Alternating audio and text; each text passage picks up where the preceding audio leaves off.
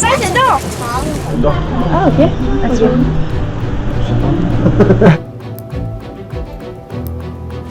la part qui fait tant parler d'elle parce qu'elle est plus droite. Vous avez l'autorisation pour l'exploitant pour livrer des interviews ou ce genre de choses? On n'a pas le droit de filmer ça? Non.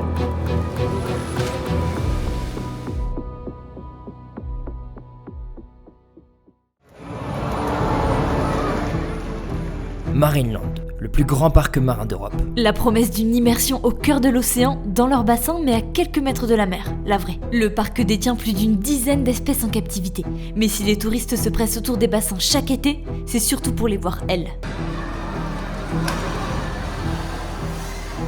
C'est ça, le vrai business de Marineland. Le seul parc au monde à détenir toute une famille d'orques juste pour le divertissement. Mais derrière l'image des hommes se liant d'amitié avec ces super prédateurs de l'océan se cache une bien triste réalité.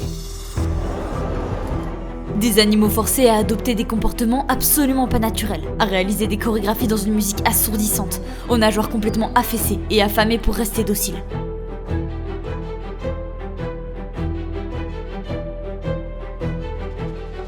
Mais depuis des années, les scandales s'accumulent. Notamment à cause des mauvaises conditions de détention. Et en 6 mois, les choses se sont accélérées. En septembre 2023, la Cour d'appel d'Aix-en-Provence a décidé de lancer une expertise sur les conditions de vie des orques. À peine un mois plus tard, Moana meurt, à seulement 12 ans. Un âge encore juvénile pour cette espèce qui a autant d'espérance de vie que l'homme dans la nature. Dans le parc, aucune orque n'a survécu plus de 35 ans. Et puis la dernière nouvelle est tombée. Le parc a décidé d'envoyer les orques dans un nouvel enfer, au Japon. Ils n'ont jamais confirmé publiquement la nouvelle, mais le 7 janvier, les orques ont été entraînés à quitter leur bassin. Un exercice très stressant pour elles. À terme, l'objectif est de leur apprendre à monter dans une civière, pour être soulevés à plusieurs mètres du sol par des grues, puis être enfermés dans une cage d'eau pour traverser la planète en avion. Une folie. Pendant 2 mois, le parc n'a plus donné aucune nouvelle des orques. Mais au courant du mois de mars, il a annoncé la reprise d'un dernier spectacle, appelé Ultimate Show, qui ne laisse rien présager de bon. C'est pour ça qu'on a décidé de partir. Et on ne s'attendait pas vraiment à ce qu'on allait découvrir. En rentrant de tournage, ce qu'on redoutait le plus est arrivé. Inouk est mort. Il venait de fêter ses 25 ans. Le plus grand mâle du parc s'est éteint 2 jours avant la reprise des spectacles, laissant derrière lui sa petite sœur Wiki et son neveu Keijo, les 2 dernières orques rescapées du Marineland d'Antibes. C'est pour elles qu'il faudra continuer à se battre. Sur place, on est rejoint par Corinne, membre de l'association One Voice. Avant même de rentrer, une chose nous frappe, c'est le calme. Aucun bruit de foule, pas d'enfants, rien. On a même l'impression que le parc est fermé. Pour éviter de se faire repérer, on a décidé de laisser tourner une caméra cachée. Bonjour madame. Le programme du jour, vous l'avez ou pas? Ici sur la colonne. Sur la colonne, ah parfait. Il n'y a plus les orques? Ils sont là, mais ils sont pas visibles. Ah, c'est pas ici? Non. Par rapport à... c'est quoi? On attend l'autorisation. Parce que... une autorisation par rapport à quoi?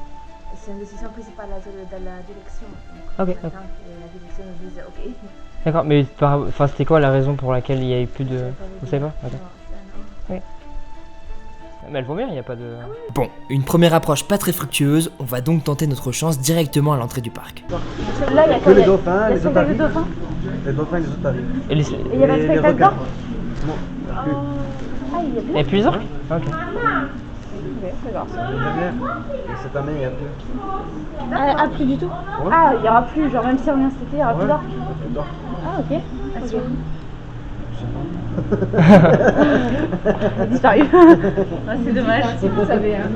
Pour les fois. Ouais, non. Bon, ok, merci. Merci monsieur. Comme on pouvait s'y attendre, notre question sur les orques les déstabilise un peu. On nous dit clairement qu'il est impossible de les voir dans le parc, mais personne n'a le même discours. Quand l'une nous dit qu'elles sont toujours à Antibes, l'autre nous affirme ne pas du tout savoir où sont passées les orques. On va donc devoir aller chercher par nous-mêmes. Pour commencer, Corinne nous emmène voir le tableau de la programmation. Ben voilà, comme on le constate, en fait, les orques n'apparaissent plus du tout dans le parc. L'idée, c'était qu'elles soient transférées, vraisemblablement. Dans l'heure qui a suivi la fermeture du parc, les peluches ont disparu de la boutique. Sur ces programmes, tous les tableaux ont été refaits. D'ailleurs, ils sont flambant neufs par rapport au reste du parc, on voit bien. Parce que les orques ne sont désormais plus visibles. Donc là, il y en a qui payent pour voir... Enfin, nous, on a payé pour voir 2 spectacles. Un spectacle de dauphin de 20 minutes et un spectacle d'otarie de 20 minutes. De 20 minutes aussi, Ok. ouais. On sait bien évidemment qu'il est absolument impossible de comparer des animaux en captivité qui n'ont absolument pas le même comportement. Ici, ils réagissent tous aux poissons. verrez, c'est tout, c'est la récompense, la récompense, la récompense. C'est le conditionnement permanent, c'est l'interaction humaine, c'est la dépendance totale aux humains. Avant d'aller voir le spectacle de dauphins, on a décidé d'aller filmer d'un peu plus près les bassins, ce qui n'a pas dû plaire au parc puisqu'au bout de quelques minutes, on s'est fait interpeller. Bonjour. Bonjour. Vous avez l'autorisation pour l'exploitant pour livrer des interviews ou ce genre de choses? On n'a pas le droit de filmer, sinon? Non, si vous filmez pour vous, pour avoir un souvenir, il n'y a pas de problème. Ah ouais, on est là si pour ça. tout ce que... Je ne sais pas, ça va marquer sur votre front. Toutes les images qui sont diffusées et qui sont publiques, là, c'est pas autorisé sans les... Voilà, c'est ça. Bien sûr, Ah, oui, bien sûr. Après, vous n'avez pas, C'était- on ne peut c'est pas pas- filmer les gens ou quoi que ce soit. Hein. Oui, non, mais que ce soit les gens, les lieux, les machins, Non, à partir du mais- moment où c'est public, ils ont un droit de regard, ce qui est tout à fait Ah normal. non, bien sûr. Donc c'est pour ça que je me permets de vous importuner. Nous informe. Voilà. Pas de soucis. Bon, très bien. On filme que nous. Pas de soucis. Merci beaucoup. Merci. À peine arrivé, on dérange déjà. Le simple fait de filmer les bassins affole les agents de sécurité. Un peu étonnant pour un lieu de divertissement. Bon, donc là, à peine 15 minutes au parc, on s'est déjà fait alpaguer par... Mais si le parc est aussi méfiant, c'est qu'il n'a pas vraiment envie que l'on fouille. Leur stratégie est claire, faire disparaître les orques du paysage. Faire comme si elles n'avaient jamais existé. Mais ces géants des mers ne sont pas les seuls à souffrir de cet enfer. Faisons profil bas 5 minutes.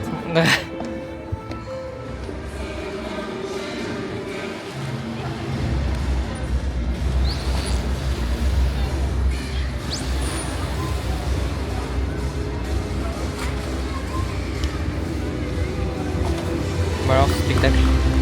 Passionnant.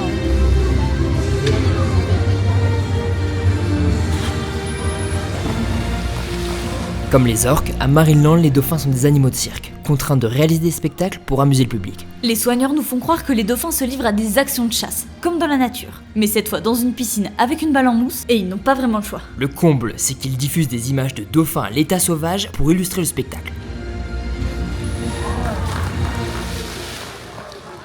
Lors de leur explication pédagogique, les soigneurs présentent les dauphins et précisent que 4 d'entre eux sont nés dans le parc. Mais pas un mot pour le 5e. C'est parce que sa naissance cache un secret un peu difficile à avouer pour le parc. Le 5e dauphin a été arraché à sa famille dans la nature. Il a été affamé pendant des semaines pour devenir docile, puis vendu à prix d'or pour vivre cette vie d'exploitation. Et en s'approchant d'un peu plus près, la situation est encore plus grave qu'il n'y paraît.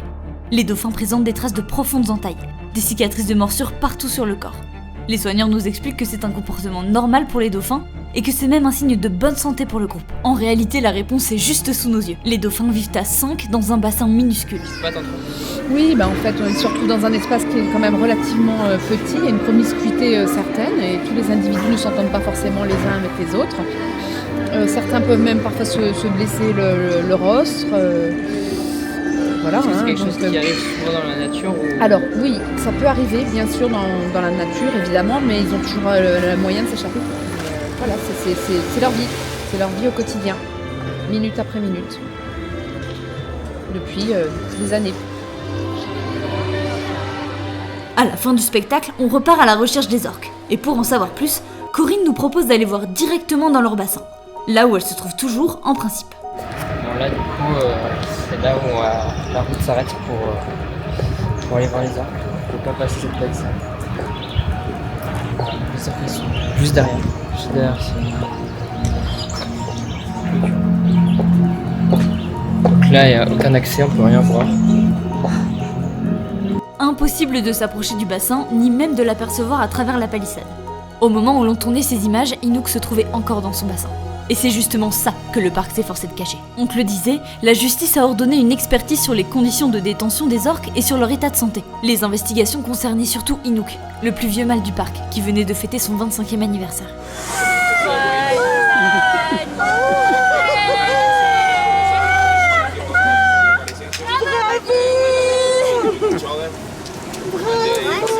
Pour son jeune âge, Inouk était dans un état lamentable.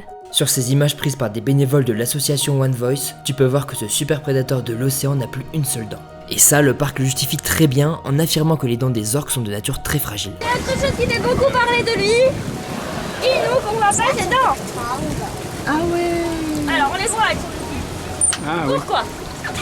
Alors chez les orques, les dents, c'est un des plus gros problèmes. En réalité, Inouk a perdu toutes ses dents à force de ronger les parois de son bassin. Et ce n'est pas tout. Sa nageoire dorsale est totalement affaissée sur le côté droit. Il faut savoir que dans cette nageoire, il n'y a pas d'os et il n'y a pas de cartilage, seulement du gras. Donc en fait, quand on est un gros grand mâle magnifique comme nous, au bout d'un moment, cette nageoire, elle se recouvre parce que plus rien ne la tient. À part, chez les orques, ils chassent très profond en milieu naturel. Dans ces cas-là, elle va rester droite. En réalité, dans la nature, même chez les orques qui vivent proches des côtes, la nageoire reste droite. En captivité, Inouk ne peut pas plonger du tout. Et c'est ça le problème. Il n'y a aucune pression exercée sur sa nageoire. Mais ce n'est pas le seul facteur. En fait, cette anomalie s'est observée très rarement dans la nature. Et les scientifiques l'associent à une mauvaise santé et à des expériences traumatisantes. Mais selon Marineland, il n'y a aucun problème. Tu tournes au milieu du bassin. Alors, on va voir si ça va.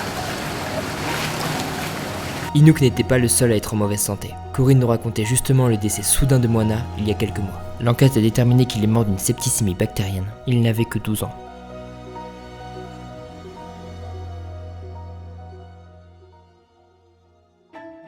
Dans l'aquarium des requins, on a croisé de nouveaux membres du personnel. Alors on a décidé de retenter notre chance.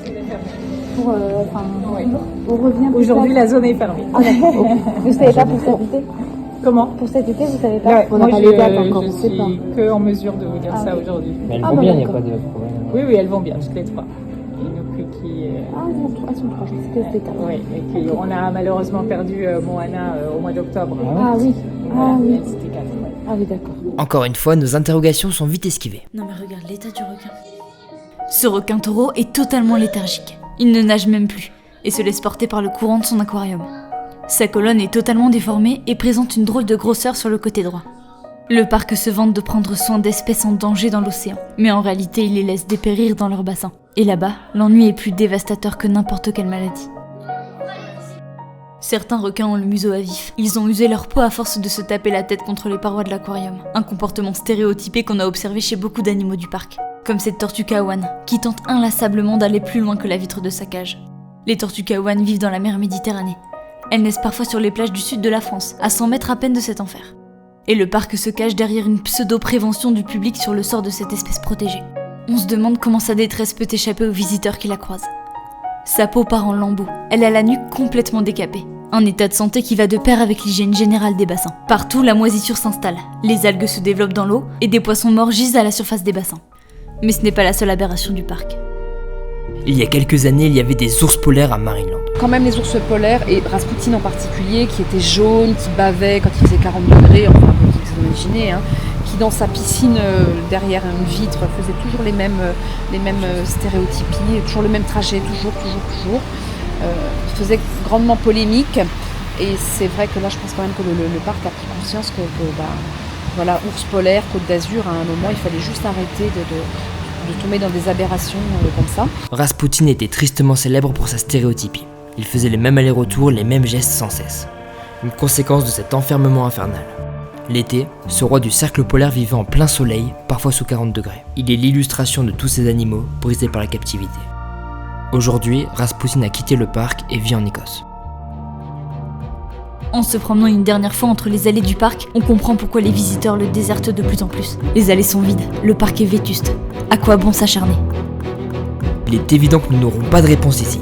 S'il est impossible de voir les orques sur Terre, alors nous irons les chercher par les airs. Elles étaient là, toutes les trois inertes. Elles ne faisaient pas un seul mouvement. Ce sont les dernières images d'Inouk en vie. Il s'est éteint dans ce bassin minuscule qu'il a vu naître. Il n'aura jamais franchi ces murs de béton. Comment peut-on imaginer qu'elles sont en bonne santé, elles qui sont faites pour parcourir plusieurs centaines de kilomètres par jour, pour vivre en groupe. Les plus grands prédateurs de l'océan réduits au néant. Aujourd'hui, Wiki et Keijo se retrouvent seuls. La mère et le fils, les derniers survivants. Mais combien de temps encore tiendront-elles dans cet ennui infini? Il est urgent d'agir et une autre issue est possible. Depuis quelques années maintenant, un peu plus de 2 ans, One Voice a travaillé vraiment avec des experts internationaux pour une solution de sanctuaire, c'est-à-dire une grande baie de semi-captivité qui se trouve au Canada, en Nouvelle-Écosse plus précisément. Donc toutes les autorisations ont été accordées, il ne manque plus que les orques, j'ai envie de dire. Il faudrait tout simplement que Marineland accepte le dialogue. Cela fait 2 ans, plus de 2 ans maintenant que nous demandons de nous asseoir autour d'une table avec le parc. Et il faudrait que Parques Reunidos coopère avec cette solution que nous offrons pour leur garantir enfin un avenir beaucoup plus serein, loin de l'exploitation des humains ici pour le divertissement. Et pour le moment, le parc répond pas du tout, il communique pas avec vous? Non, le parc c'est silence radio carrément et il n'est pas très communicant avec les médias, donc on ne sait pas du tout quel est le positionnement, mais enfin, on imagine bien que le silence n'est pas forcément trop en la faveur de la solution que nous apportons vraiment. Nous avons même lancé un appel aux soigneurs qui connaissent bien ces animaux puisqu'ils sont avec eux quand même toute la journée. Donc nous les invitons à nous rejoindre. Il y a une solution qui... nous avons vraiment un devoir moral envers ces animaux, envers cette famille. Donc voilà, il est important, il serait important que Marineland se décide enfin à nous répondre et à ouvrir le dialogue sur une belle solution. Ce serait même tout à leur honneur, j'ai envie de dire, après avoir exploité ces animaux pendant des années, ce serait vraiment tout à leur honneur de terminer cette aventure commune avec les orques sur une touche positive et optimiste pour elles. Parce qu'une orque, ça coûte plus d'1 million d'euros aussi. Tout à fait, donc absolument. C'est pour ça que oui. Ça coûte plus d'1 million d'euros ou de dollars. Donc c'est autant dire que les 3 qui sont là, eh bien, elles sont dressées, elles répondent au doigt et à l'œil. Donc c'est vrai qu'elles seraient prêtes à performer une fois qu'elles arriveraient au Japon. Elles seraient prêtes également à se reproduire, puisque Wiki est en âge d'avoir des petits. Donc voilà l'intérêt. Le parc a encore le choix d'offrir une retraite à ces orques. Nous devons absolument militer pour empêcher ce transfert au Japon et dialoguer avec le parc. Alors on a besoin de vous tous. Partagez la vidéo à vos proches pour sensibiliser un maximum et soutenez les actions des associations comme One Voice qui se battent tous les jours pour sauver ces animaux de l'enfer de Marineland.